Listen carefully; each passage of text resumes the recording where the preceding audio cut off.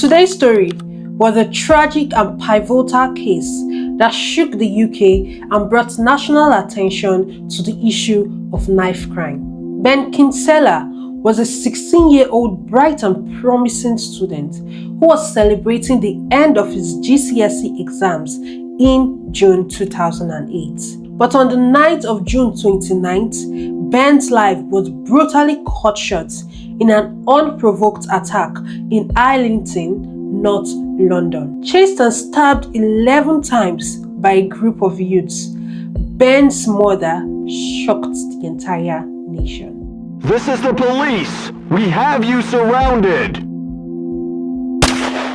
Hi guys, welcome back to my YouTube channel. My name is Favor Godwill, and on this channel we talk about everything forensic. If you're a new subscriber, thank you very much for stopping by, and if you are a returning subscriber, thank you very much for coming back again. I am so glad to be on this journey and you mean a whole lot to me. Please, if you haven't subscribed to this channel, take a minute to subscribe, to like, and to share this video with somebody that you love. Hit the notification bell so you do not miss any updates. Let's get right into today's story. Ben Kinsella was a 16-year-old man who went to Holloway School in Islington. Ben wanted to be a graphic designer one day, and he loved arts, music, Arsenal Football Club, his dog named Teddy, and also loved making people laugh. Ben's father, George, his mother, Debbie, and sister, Georgia, went away for the weekend on June 28, 2008. But Ben was unable to go as he had just started working as a graphic designer for a local internet cafe. It was a job he loved, so he stayed home with his older sisters, Brooke and Jade. That week, Ben had finished his GCSE exams, so on the Saturday night, Ben's friends called him to invite him to a popular venue close to his home to celebrate finishing their exams. Ben was excited to go. While they were in the venue, there was a dispute between an older group of boys which Ben wasn't involved with. Some boys were angry because they felt they had been disrespected by some other boys at the venue. Both groups were removed from the venue by security staff. Ben, his friends, and everyone else there at the location carried on with their evening. On their way home, Ben and his friends realized they were being followed by 3 older teenagers. The boys were scared and worried, and so they decided to run. But the older teenagers kept chasing after them. They were seeking revenge for the disputes that had taken place in the club earlier that evening. Ben and his friends had nothing to do with it, and so, possibly for this reason, Ben stopped running. The older boys caught up with Ben, and in a completely unprovoked attack, they stabbed him several times. Ben had never met or spoken to the boys who stabbed him. Ben was a normal teenager. He wasn't involved in youth violence, gangs, or drugs. He had a family who loved and cared for him, and he did well at school. As his mom Debbie read in her impact statement, the people who murdered him knew nothing about our Ben. Not a hair on his head, a bone in his body, not anything about our wonderful son. They had never met him before or spoken to him. They just cruelly took away his life with knives for no apparent reason.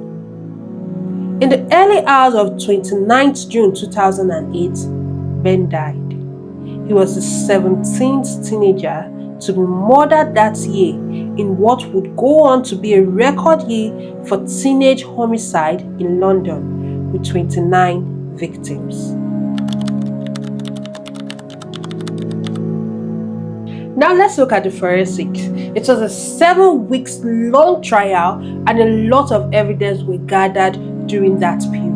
In a CCTV footage obtained on the night the murder took place, Michael Allen, Jules Kika, and Jade Braithwaite were seen running together towards Kinsella prior to the murder and then later standing together shortly afterwards. Next, Alan and Kika were seen going to Alan's father's flat.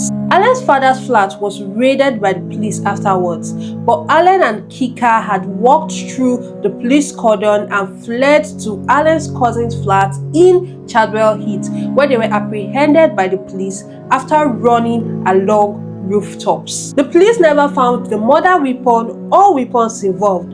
However, 72 spots of Kinsella's blood were later discovered on Alan's jeans, which he gave to his sister to dispose of. Traces were also found on Kika's belt. There was no evidence in relation to Braithwaite, but the police found some of his clothes which had been washed in bleach. During the police interviews, both Alan and Kika responded no comments to all questions asked. Braithwaite handed himself to the police and first claimed that he did not know Alan or Kika. Later, he claimed that he had seen Alan stab Kinsella, but he had not been involved himself. He also stated that Alan had a reputation for using weapons, but was concerned about the impact that telling the police would have on his family. Several of Kinsella's friends also testified of Braithwaite's activities in Shilibier's nightclub. According to Alan's cousin Kelly, she claimed that Alan and Kika had confessed the murder to her, and she was going to give evidence against her cousin in court. Alan was aware that his cousin Kelly was going to give evidence against him, so he wrote a threatening letter to her from jail. This letter subsequently played a significant role in the Crown's court case against Alan. As part of investigations, the police obtained a license to covertly record Braithwaite, Alan and Kika in the back of the police van, and this helped to establish that all three boys knew each other. For those who don't know, a covert recording is when a recording takes place in secret or without being openly acknowledged or agreed upon by all parties. On the tape, Braithwaite is heard trying to bribe the others to say that he was not there. Kika was heard discussing about fixing the person who records the CCTV for the area, and Alan is heard discussing about disposing of evidence. On 13th October 2008, all three defendants pleaded not guilty to the charge of murder, and so a 7-week trial began at the Old Bailey on 27th April 2009. On 11 June 2009, the jury gave a unanimous verdict of guilty in relation to all three defendants who were age 19 at the time. The judge described the attack on Kinsella as brutal, cowardly, and totally unjustified, and they were each sentenced to life imprisonment with a minimum term of 19 years.